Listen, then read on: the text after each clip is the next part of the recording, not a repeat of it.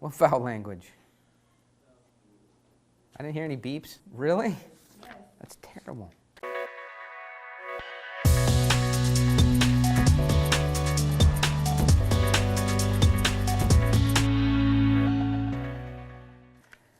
Okay, Oren here, and I'm answering questions from the social feed, Twitter and Facebook. I've got my iPad with all the important information on it. And I have a question from a guy who does not have enough vowels in his name for me to pronounce it. But he does have a picture of himself looking stutiful, so I will answer it. So the question is, I know it must vary depending on the business, but can you give me an example of a good term sheet? So this question may have been intended for our friends over at LegalZoom, who have templates of term sheets and you can download that stuff. But since I intercepted it, I will answer it.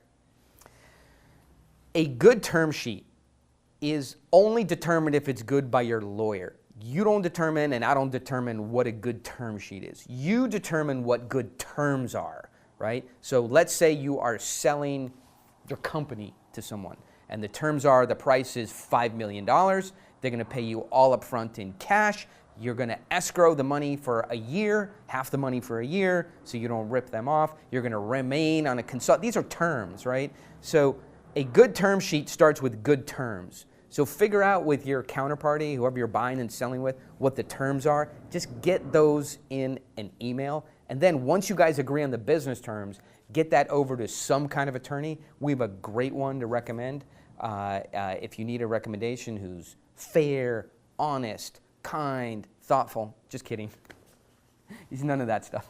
But he's a good attorney. So we have a good attorney to recommend. So get the terms done and don't fuck around with worrying about the term sheet, because you're not an attorney, obviously, from asking this question. I'm not an attorney, although I play one on webinars. And so those are two totally different things. Business terms, term sheet.